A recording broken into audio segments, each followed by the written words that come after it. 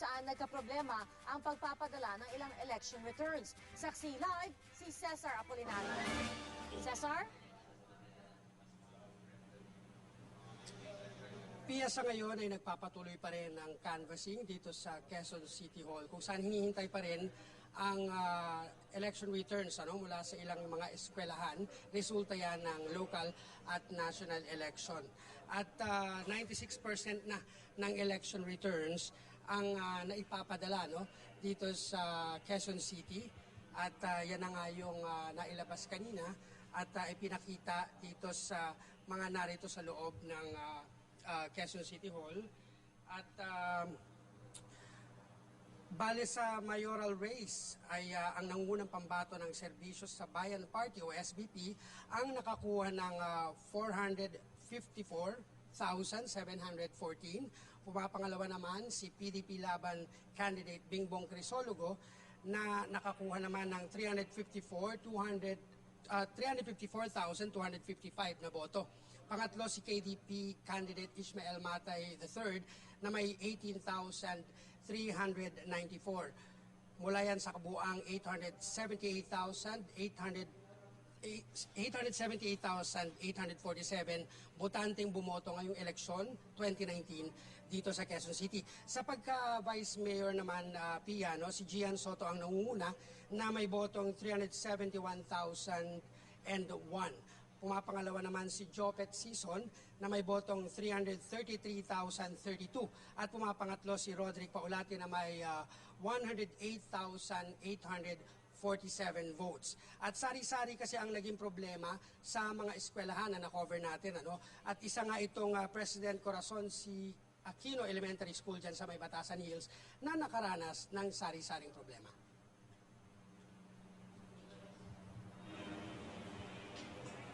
Pasado alas 8 na ng gabi, pero abala pa rin ang mga electoral board sa pagkapadala ng resulta ng national and local election returns sa COMELEC. Nahirapan kasi sa signal ng network, lalo't karamihan, problemado sa gamit na network dahil mahina ang signal. Kaya imbis sa loob ng kwarto, pinuhat ang karamihan sa VCM at ipinweso sa hallway na may mas maayos na signal.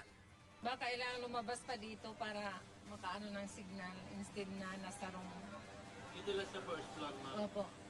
Gayunman, may ibang VCM na mabilis na nakapagpadala ng election returns dahil malakas ang signal ng network na gamit. Pagsara ng botohan ay nakapag-transmit rin ng resulta ang lahat ng 5 VCM na nagkaproblema mula pa kaninang umaga. Isa lang sa 45 VCM ang pinalitan at nakapag-transmit na rin ng resulta.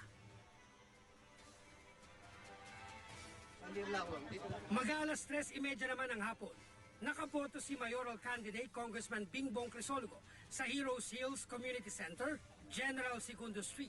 Kasunod yan ang utos ng piskalya na kailangan pang imbestigahan ang reklamo ng mga pulis laban kay Crisologo na obstruction of justice, unjust vexation, disobedience, resisting arrest at iba pa. Ang maigpit niyang katunggali na si Quezon City Vice Mayor Joy Belmonte naman, bumoto kaninang hapon sa Christ the King Parish. Ayaw niyang magkomento sa nangyaring pag-aresto sa grupo ni Crisologo. Nagbanta naman si Crisologo na ihahabla ang aniyay nasa likod ng pag-aresto sa kanila.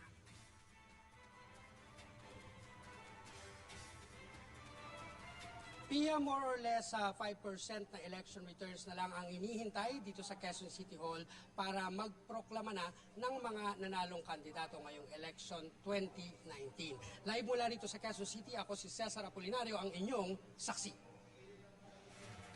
Sa Cotabato City naman, isang barangay na lang ang hindi nakakapag-transmit ng mga boto. Nagkaroon din ng pagsabog malapit sa canvassing area. Saksi live si Cedric Castillo. Cedric. Yes, Igan, dahil lumalalim na yung gabi at basa ang lupa dahil dun sa pagbuhos ng ulan ay sinuspindi na muna ng mga tauhan ng Task Force Cotabato itong paghahanap dun sa impact area nung pinaniniwalaan na dalawang naging pagsabog ngayong gabi dito sa may Cotabato City. Ang areang ito, Igan, ay yung nasa likod mismo ng Cotabato City Hall at ayon nga sa Task Force Cotabato ay pasado alas 10 ngayong gabi nang marinig ng kanilang mga tropa mismo itong naging pagsabog. Igan, 20 24 oras lamang yung pagitan nitong mga pagsabog na ito at saka yung pagsabog na naganap kagabi, bisperas ng eleksyon 2019. At ang sabi ng team leader ng Task Force Cotabato, itong pagsabog na to practically o yung dalawang sets ng pagsabog na to practically ay nangyari sa magkaparehong area. Again, sa ngayon ay wala pa tayong karagdagang mga impormasyon tungkol dun sa naging pagsabog ngayon. Maliban lamang sa kabutihang palad ay walang nasaktan doon sa naging pagsabog at gaya nga nabanggit natin kanina lamang ay pumulaut na yung mga tauhan ng Task Force Cotabato. Bukas ay babalikan nila para mahanap yung impact area. Samantala, kaugnay niyan, kanina bandang alas 10 ng gabi ay sinuspindi na rin muna o nag-recess na muna ang City Board of Canvassers ng Cotabato City yung canvassing ng official votes para ngayong araw na ito. Sa kadahilanan daw na may isang barangay na hindi pa makapag-transmit, merong mga areas na kailangan ng replacement CF cards at pagod na rin daw yung mga tauhan ng COMELEC at mga volunteers pa na nagsilbi sa election 2019. So bukas ang alas 8 ng umaga ay magpapatuloy ang canvassing ng boto dito sa Cotabato City. At live mula rito sa Cotabato City, ako si Cedric Castillo, ang inyong saksi. Mula sa sakitan ng mga taga-suporta hanggang sa pamamaril sa ilang botante, muling nabahira ng karahasan ng botohan sa ilang lugar ngayong araw. Pero sa kabila po niyan, ang sabi ni PNP Chief Oscar Albayalde, relatively peaceful o payapa naman ang eleksyon. Saksi, si June Veneracion.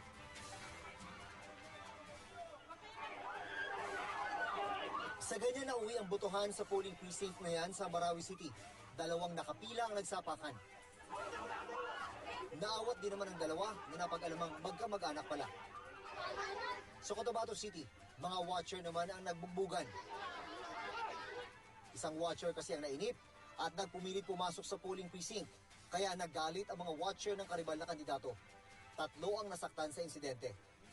Mga supporter naman na magkalabang kandidato sa Panglima Estino sa Sulu ang nagkasakitan. 9 ang nasugatan.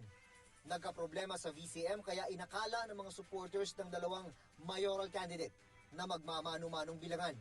Pansamantalang naantala ang eleksyon pero itinuloy na rin nitong hapon. Sa Nara, Palawan, 2 ang sugatan sa barilan ng mga taga-suporta ng mga tumatakbong alkalde. Sa Nueva Ecija, 4 naman ang inaresto ng mga pulis dahil umano sa paghahasik ng takot sa mga botante sa bayan ng Aliaga. Nahulihan ang 4 na sospek ng mga two-way radio at iba pang paraphernalia. Tikom ang bibig ng mga sospek. Huling pagboto na ng isang barangay kagawad sa Clarin, Misamis Occidental. Pinagbabaril si kagawad Rick Isidro ng Barangay Poblasyon 1 matapos bumoto sa Antero Uy Elementary School. Hanggang man, lalaking naka-helmet na agad tumakas sakay ng motorsiklo. Ayon sa mga kaanak ng biktima, posibleng may kinalaman sa politika ang pamamaril. Dating nagsilbing barangay chairman ng biktima. 2 dating sundalo naman ang naaresto matapos mahulihan ng baril at bala sa barangay Calyagi, Paway, Ilocos Norte. Kalaboso rin ang 3 supporter ng isang mayoral candidate matapos umanong manggulo sa isang presinto sa Lagayan, Abra. Bandang 1:00 ng madaling araw nang magkaroon naman ng pagsabog sa labas ng Municipal Hall Compound ng Dato Udin Sinsuat, Maguindanao. 2 nakamotorsiklo ang nakitang papalayo sa pinangyarihan ng pagsabog na posibleng granada ang ginamit. Walang tao sa lugar kaya walang nasugatan. Yung mga masasamang elemento gusto talaga maghasik ng lagim para at least masira po ang ating kapayapaan. Para hindi matuloy ang botohan, siguro ganun. Natuloy ang botohan, pero nagkatensyon sa polling center sa Dalikan Pilot Elementary School nang kumprontahin ng isang grupo ang ilang lalaki na naka-t-shirt na may tatak na Moro National Liberation Front, dating rebelding grupo sa Mindanao. Kung wala kayong ID, hindi kayo taga dito sa Dalikan, makalista kayo dito.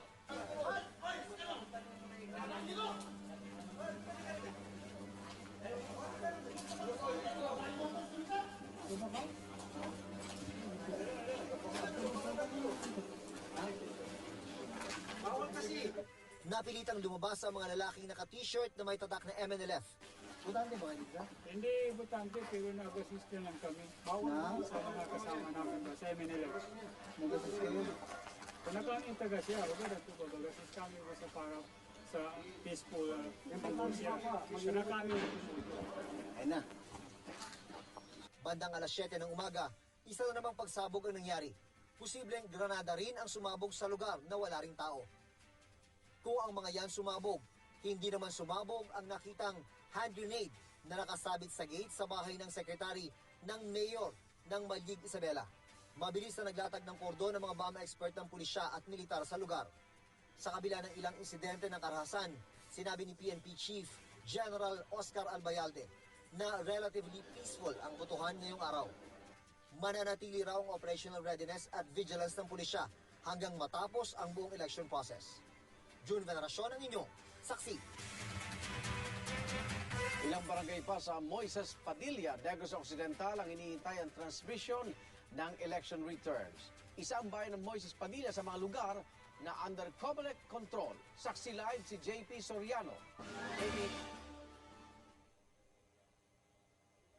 Igan, bandang alas 11 nga ng gabi nang matapos ang ginagawang transmission ng lahat ng barangay at polling precincts mula rito sa Moises Padilla sa Negros Occidental at base sa final municipal canvass report, Igan, panalo sa pagka-mayor si Elia Garcia Yulo sa botong 13,056. Natalo ni Garcia Yulo ang kanyang tsuhin na si outgoing mayor na si Magsi Peña na nakakuha ng final votes na 5,493. Panalo naman sa pagka-vice mayor base sa final municipal canvass si Ian Villaflor na nakakuha ng botong 13,612. Natalo niya si Tony Suatenco na nakakuha ng botong 3,714. Isinailalim sa COMELEC control ang buong bayan matapos mapatay sa isang ambush ang kapatid at pamangkin ng mayoral candidate na si Vice Mayor Elia Garcia Yulo. Kalaban niya ang kanyang tsuhin na incumbent mayor na si Magsi Peña. At live mula rito sa Negros Occidental, ako si JP Soriano, ang inyong saksi. Kahit napag sa batas at posibleng makulong dahil dito, problema pa rin ang vote buying lalo na sa mga probinsya. Sa tala ng PNP, halos 300 na ang naarestong sangkot umano sa pagbili ng boto. Saksi si John Consulta. Hindi nagbulag-bulagan ang mga pulis lalo't naganap tuwing eleksyon ang vote buying. Sa bayan ng Siniloan, Laguna, arestado sina Eric Dixon at Rowena Pandeño na sangkot umano sa pagbili ng boto. Aabot sa 150,000 pesos na may kasamang election paraphernalia ang nakumpiska sa kanila. Huli rin si Dante Bardon sa barangay Langkiwa sa Binyan dahil sa pamimigay ng sample balot na may nakalakip na pera. Arestado naman sa Santa Cruz sina Melchor Santana at Miriam Octavio. Tumanggi magbigay ng pahayag ang mga nahuli. Pangiti-ngiti pa habang nagbibenta umano ng boto ang mga taong yan sa Bukawi, Bulacan. Hindi yan kinaya ng isang babae, kaya raw siya nagsumbong na sa COMELEC. Tuwing naghahalalan po, lagi po silang namimili ng boto. Alam po ng lahat ng Bukawenyo yan. Tigilan nyo na po ang pamimili ng boto. Kawawa naman po ang bayang Bukawi sa ginagawa ninyo. Residente naman ng Palawan ang dalawang naaresto sa Virac, Catanduanes. Naaktuhan sila ng gibenta ng boto sa tabi ng isang bahay.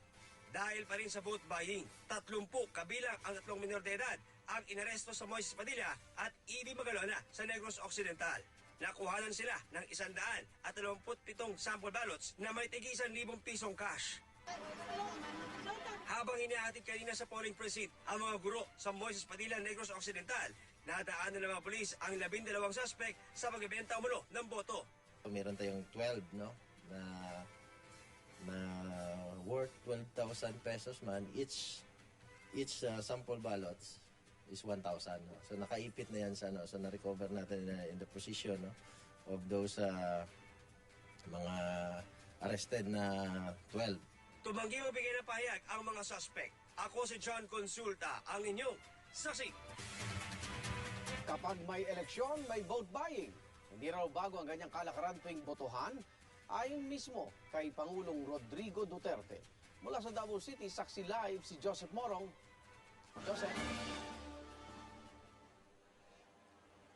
Igan, bago yan, ibigyan muna natin kayo ng pinakasariwang sitwasyon sa mga oras na ito sa sangguniang panlunsod kung saan ginaganap yung city canvassing. No? Sa labas, dito sa second floor ng sangguniang panlunsod ay nagkakagulo yung ating mga guro na naghahatid noong mga election paraphernalia at mga election returns dahil nagkasabay-sabay sila sa pagdadala ng mga election returns nila. Kaya naipon sila dito at ang inirereklamo nila ay wala na tila sistema kung paano tatanggapin ng COMELEC yung kanilang mga election returns. Yung iba dito ay ang sabi, maghapon na kami nagtrabaho, nagmadaling araw na kami nag-start ng trabaho, tapos ganito ba yung dadatnan natin nila, no, na sistema or kawalan ng sistema dito sa sangguniang lungsod. Ang yung iba natin nakita mga teachers ay medyo nahihilo na at yung isa nga ay natumba na nung nakita natin siya kani-kanina lamang. At ngayon, Igan, ang itong city canvassers ay meron ng partial unofficial results.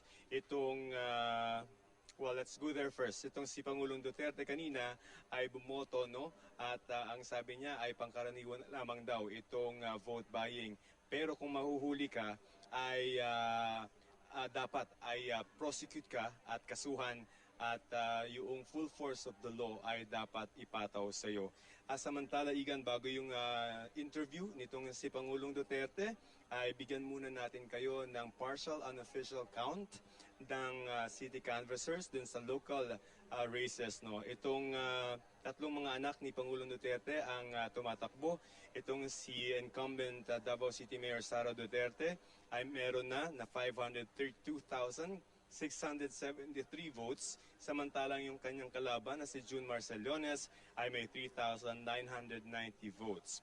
Yung namang anak ni Pangulo na si Baste Duterte ay unopposed at sa posisyon ng pagka-vice mayor at meron na siyang nakuha na 512,187. Si Pulong Duterte tumatakbo bilang 1st District Congressman, meron siyang 193,094. Si Rex Labis na kalaban niya ay meron ng 2,095. Si Susan Ayungaren ay may 5,025 or 5,025.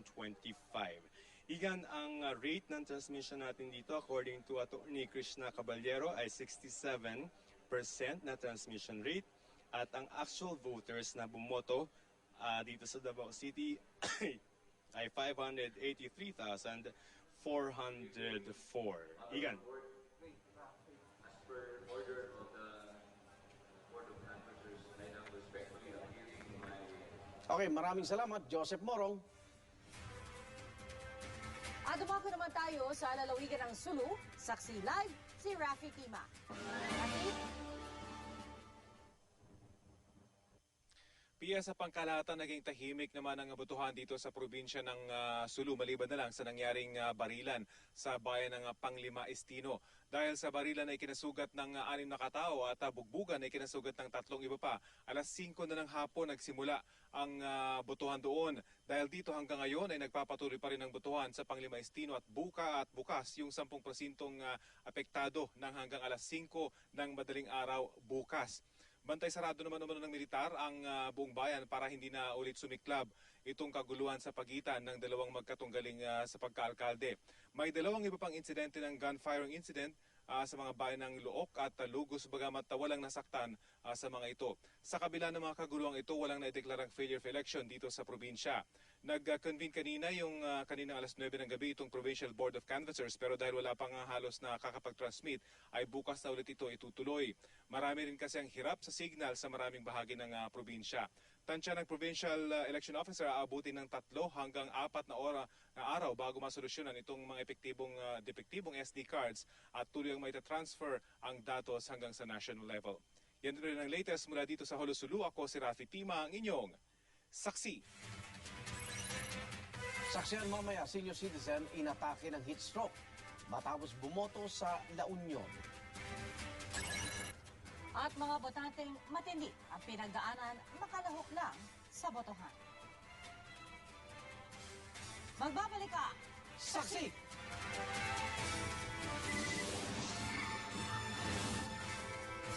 Ngayong eleksyon 2019. Sama-sama nating pusuan ang totoo.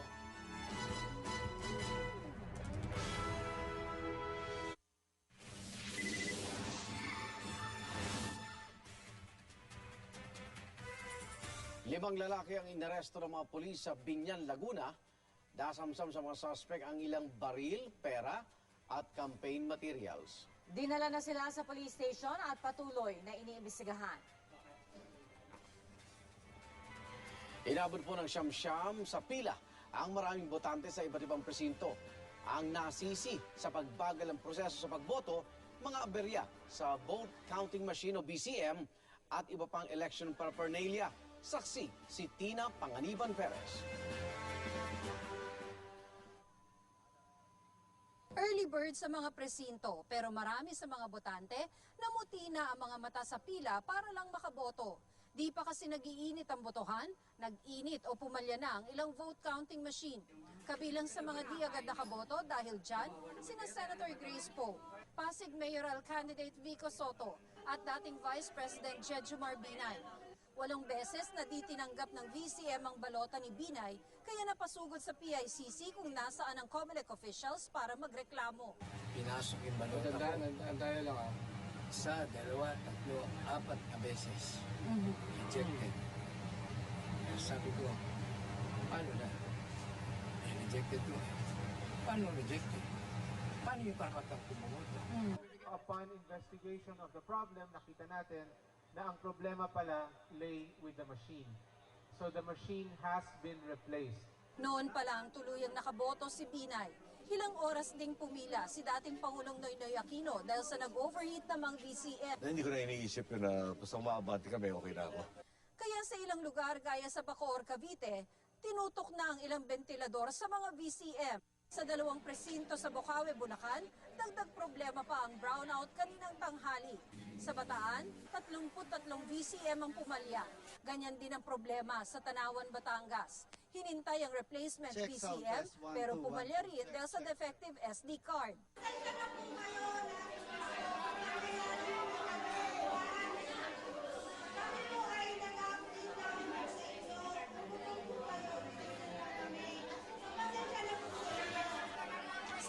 Albay, may mga nagkasingitan na sa pila sa tagal ng paghihintay, dulot din ng pumalyang VCM. Nagkaaberya rin sa VCM ng presinto kung saan bumoto si Vice President Leni Robredo. Problema rin yan sa iba pang bahagi ng Luzon. Pati na sa Cebu, sa clustered precinct sa Guadalupe Elementary School sa Cebu City, inirereklamo ng mga naghintay ng mahigit 6 na oras ang magulong sistema. Isa ang line ito. Isa line. Ito ang pinakamatanda na line. Tapos may bagong pumasok dito. Matagal ang proseso dito sa loob. Gutom! Oo! Kailangan namin ng pulis para may kontrol. May pumalya rin mga VCM doon, pero tuloy ang botohan. Itinabi na lang ang mga balota hanggang sa dumating ang mga kapalit na VCM. Nagkasingitan din sa pila sa Holosulu dahil naman sa pumalyang voter registration verification machine o VRVM. Isa rin yan sa mga nagpaantala sa botohan sa Cotabato City. May aberya na makina. May kakulangan pa sa marking pen sa ilang lugar, gaya sa Marawi. 700 ang botante pero 8 lang ang marking pen. Naging problema rin yan sa iba pang bahagi ng Quezon City, Kidapawan at Davao City. These elections might be a little problematic because of all the issues that we're encountering, but we are resolving those issues. And that's, I think, the main point. Para maalis naman ang duda ng mga botante sa bilang ng mga makina, magsasagawa ang COMELEC ng random manual audit sa ilang piling polling precinct alinsunod sa batas. 246 na lungsod at bayan ang napili. Mula sa mga ito, pipiliin bukas na umaga ang 715 clustered precincts kung saan idaraos ang RMA. Sa RMA, mano-manong bibilangin ang mga boto at ikukumpara sa resulta sa makina. What we will commit is that we will report what we see. So whatever the implication is, we will report what we see. Ako si Tina Panganiban Perez, ang inyong saksi. Alamin naman natin ang latest sa headquarters ng Parish Pastoral Council for Responsible Voting o PPCRV. At saksi live, si Victoria Tila. Victoria? Pia, sa press conference ngayong gabi, giniit ni COMELEC spokesman James Jimenez na walang problema sa transmission ng mga boto mula sa mga vote counting machine papunta sa COMELEC server at papunta rin sa transparency server. Katunayan, 80% na ng election results ang na-transmit sa COMELEC server at transparency server. Ang problema raw mula sa transparency server, hindi gumagana ang application na nagtutulak ng datos papunta sa media outlets kaya hindi ito makita ng media at ng PPCRV. Sa ngayon, ang first and last transmission pa rin dito sa PPCRV ay 0.38% pa lamang. Yan ay 330 clustered persons out of 85,769. Pumasok yan kanina pang 6:05 p.m. Ang natitirang transmissions daw ay proceeding as planned. Ang transmission papunta sa transparency server, wala ngang problema. Ang transmission naman mula transparency server to central server ay wala rin daw problema. Kaya ang official data ay hindi raw magagalaw. Inaalam pa raw kung ano ang naging sanhi ng problema. Sa kwarto dito sa PPCRV kung saan nangyayari o kung saan naroon yung transparency server, naroon din daw ang iba't ibang representative ng media pati ang IT para pag-aralan ang problema. Medyo malalim daw ang problema ayon kay COMELEC spokesman James Jimenez, kaya hindi ito madaling masosolusyonan. Kailangan pa raw ng en-banc resolution dahil ayaw maulit ang nangyari noong 2016 na nagmukha raw na walang authority sa pagsasaayos ng programa. Matatandaan na noong 2016 ay may ginawang cosmetic change di umano sa script sa transparency server na inireklamo ng ilan. Nagpadala na raw ng memo ang transparency server sa COMELEC en-banc para buksan ang error logs para makita ano ang problema. Nag-commit daw ang en-banc na maglalabas today or tomorrow morning ng desisyon para masimulan ang proseso. Yung iba't ibang media representatives naman ay pinapayagang makita nga ang resulta sa mga oras na ito. At live mula rito sa PPCRV, ako si Victoria Tulad, ang inyong saksi. Victoria, hindi ba nababanggit kung ano yung magiging timeline nila no, sa pag-resolve? Kasi nga sabi nila malalim. COMELEC na mismo nagsabi, medyo malalim ang problema. Kailangan pa maghintay ng resolusyon kung ano ang gagawin. So, ano ang expected timeline natin para magtuloy-tuloy na at makita natin kung ano yung ugat ng problema? Sa ngayon, Pia, ay doon sa press conference na narinig natin nga, hindi pa nakakapagbigay ng timeline dahil nga maghihintay pa rin ng desisyon mula sa en-banc kung papayagan ba na i-open yung error logs dahil magkakaroon ng audit kapag nangyari yan. Talagang masalimuot daw itong prosesong pagdadaanan kaya hihintayin pa rin natin yung final say ng COMELEC. Pia? Linawin ko lang, Victoria, yung desisyon na ito ng en-banc, kailangan ba unanimous? Kung ano man yung maging desisyon nila? I think, Pia, kailangan lamang na mas marami. Kailangan pa nating linawin, Pia, kung unanimous ba yan or kung mas marami lamang yung kailangan na bumoto in favor or not dito sa desisyon nga na buksan itong error logs, Pia. So, Victoria, kapag nagkaroon na ng desisyon kung ano ang gagawin, kung bubuksan nga ba o hindi yung error logs, ibig bang sabihin nito, magtutuloy-tuloy na? Kasi kanina nabanggit mo, diba, 0.38% pa lamang ang pumapasok. Although dun sa ibang level, tuloy-tuloy na yung transmission ng resulta. So kapag nabuksan na yung error logs, ano magiging impact nito? Kapag nabuksan yung error logs, P, at least mas mapipinpoint talaga yung pinagmula ng problema at magkakaroon din nga o ma-assess kung ano yung kailangan gawin para ma-push na yung data mula sa transparency server papunta nga sa media at dito sa PPCRV para mag-reflect na rin ito dito sa ating screen sa PPCRV. Sinabi naman kanina ng kinatawan ng PPCRV na wala silang nakikitang magiging problema o anumang anomalya basta't dapat lahat ay magbantay din dito nga sa paglabas ng mga resulta. Pia? So, tuloy-tuloy lamang, Victoria, yung pagmamatay dyan, yung mga kinatawan ng iba't ibang mga partido, pati na rin ng media, nandyan pa rin ito, Victoria. Yes, Pia, yung ibang kinatawan ng media nandoon sa may transparency server room mismo para nga makita yung pagpasok ng ibang mga data na hindi nagre-reflect dito sa PPCRV central room. Kumbaga, at meron din tayong mga kasama dito ng mga volunteers ng PPCRV at meron ding mga kinatawan ng iba't ibang mga partido para patuloy na pagbantayan o bantayan itong pag-transmit ng mga resulta at pagpapakita nga sa publiko ng mga pumasok na election results. Pia? Maraming salamat, Victoria Tula. Kamustahin natin ang canvassing sa Pampanga. Saksi live si Bernadette Reyes. Bernadette. Opisyal na in-adjourn ang canvassing ng mga boto dito sa Pampanga dahil sa kadahilanan na mabagal yung pag-transmit ng mga boto dito. In fact, 4 out of 19 municipalities pa lamang yung nakakapag-transmit ng mga boto dito. Ayon doon sa isang miyembro ng Provincial Board of Canvassers na nakausap natin, ang naging problema daw ay merong mga na-corrupt na SD cards doon sa mga clustered precincts kanina. Kaya kailangan pa muna itong i-reconfigure bago ito makakapag forward ng boto dito sa provincial level. Pero ang assurance naman na nakuha natin mula sa BOC ay alas 10 na umaga bukas ay formal na muling bubuksang ang canvassing ng mga boto mula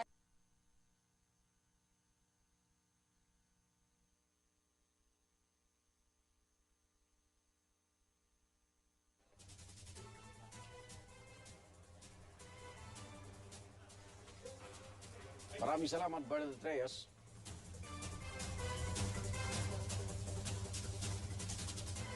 At makibalita naman tayo sa PICC kung saan gagawin ang official canvassing para sa senatorial at party list elections mula sa Pasay City. Saksi live si Tina Panganiban. Tina? Pia, suspendido ang sesyon ng National Board of Canvassers ngayon matapos mag-convene ang COMELEC and Bank bilang NBOC kanina ay nag-initialize ito ng consolidation and canvassing system bago nag-suspend para sa sesyon bukas. Wala pong nakakanvas kanina dahil nag-convene ang NBOC nang hindi pa tapos ang botohan. Pero sa website ng COMELEC kung saan makikita ang resulta ng eleksyon, mahigit 89% na ng mahigit 85,000 election returns ang pumapasok. Sa certificates of canvass galing sa mga syudad at munisipalidad, 17.58% naman ang pumasok na. 1 p.m. bukas magre-resume ang sesyon ng NBOC. Pia? Maraming salamat, Tina Panganiban Perez. Abangan mamaya ang ibang balita tungkol sa eleksyon 2019. At ilang Kapuso Stars ibinahagi ang kanilang pagboto. Sa pagbabalik na, Saksi!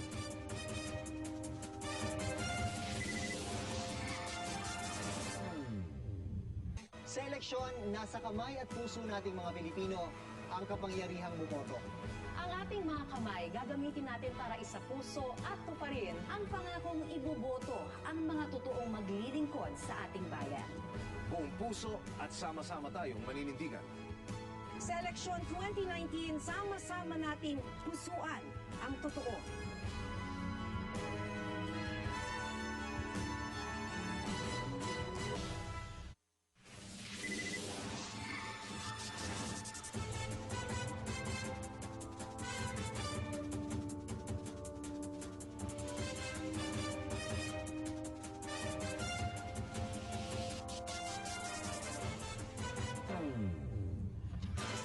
Iniinda na ilang senior citizen at mga may kapansanan ang kanilang mga kondisyon makibahagi lang sa eleksyon ngayong taon. saksi si Marisol Abduraman. Kung para sa bayan ang pag-uusapan, literal na buwis-buhay ang naranasan ng isang botanteng lolo sa Cabuyao, Laguna. Pagkarating sa polling center, tila hirap na huminga si lolo. Kaya dali-daling inalalayan ng mga medik. Dinala sa ambulansya at nilapatan ng paunang lunas. Pero si lolo ayaw munang magpatakbo sa ospital hanggat hindi nakakaboto. Kaya ang electoral board sa ambulansya dinala ang balota at doon na siya pinaboto. Isa lang siya sa maraming hindi alintana ang kanilang paghihirap. Magawa lang ang responsibilidad sa bayan. May ilan na walang paa, walang kamay, o kaya naman ay may karamdaman. May ilan ding hindi na makalakad at paralisado na ang katawan, pero nakahanap pa rin ng paraan. May binubuhat habang sakay ng wheelchair, makapunta lang sa kanyang presinto. Ang ilang may edad, nagtiis din sa mahabang pila. Nahihil na ang matubos ba ako lamig. Punta lang po kami sa third floor para po makaboto siya. May lolo na 100 taong gulang na pero nagpunta pa rin sa presinto. Hindi na siya makakita at makasulat pero bumoto pa rin sa tulong ng kaanak. May mga buntis ding nagsakripisyo para makaboto. Ang iba naman, bagong panganak at mitbit ang kanyang sanggol. May ilang katutubong igorotrin na proud na suot ang kanilang tribal costume sa kanilang pagboto. Ang lahat ng yan, patunay na uhaw na sa kabila ng mga kalbaryo, pinili pa rin pusuan ang totoo para sa bayan. Ako si Marisol Abduraman, ang inyong saksi. Isang senior citizen ang namatay sa umano'y heat stroke matapos bumoto sa Bawang, La Union. Ay sa anak ni Anacleto Manzano, maaga umalis ang kanyang 62 taong gulang na ama upang bumoto sa Santiago Elementary School. Umuwi raw ang ama bandang alas 10 ng umaga at natagpuan na lang ang biktima na wala ng malay malapit sa poso ng tubig kung saan sana siya maliligo. Bukod sa mainit na panahon, posible rin daw tumaas ang blood pressure ng biktima. Naging usapin sa kasalukuyang Kongreso ang pagbabalik ng death penalty at pagpapababa ng minimum age of criminal liability. At sa botong 217 yes, 54 no at 1 abstain, ipinasa ng Kongreso ang reimposition of the death penalty. Sa boto namang 146 yes, 34 no at 0 abstain, ipinasa ng Kongreso ang pagpapababa ng minimum age of responsibility sa edad na 12. Hindi pa pinagbobotohan sa Senado ang mga batas na ito. Sakaling buhayin sa pagpasok ng 18 Congress ang usapin ng death penalty at pagpapababa sa minimum age of criminal liability, ano nga ba ang posisyon ng mga nakaupong senador sa mga isyung ito sa death penalty?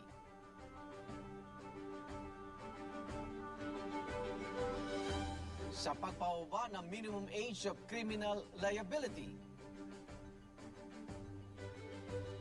tandaan, 13 boto ang kailangan para maipasa sa Senado ang mga batas na ito. Magdaragdag sa 12 sitting senators ang Magic 12 na mananalo nga ngayong election 2019. Kaya ang bawat pangalang ibinoto mo, maaaring makadagdag rin sa botong yes o no sa bawat issue.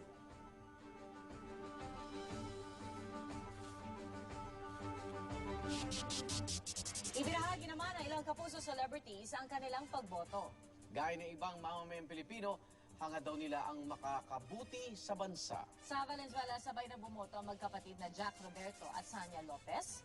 Sa Parañaque naman bumoto si Rodjun Cruz na may mensaheng God bless our country.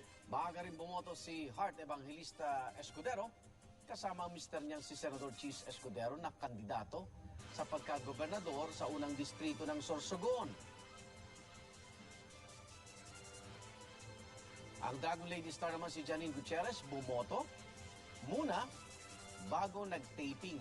Pinakita rin ni Joey De Leon ang kanyang daliring may indelible ink na tanda ng kanyang pagboto.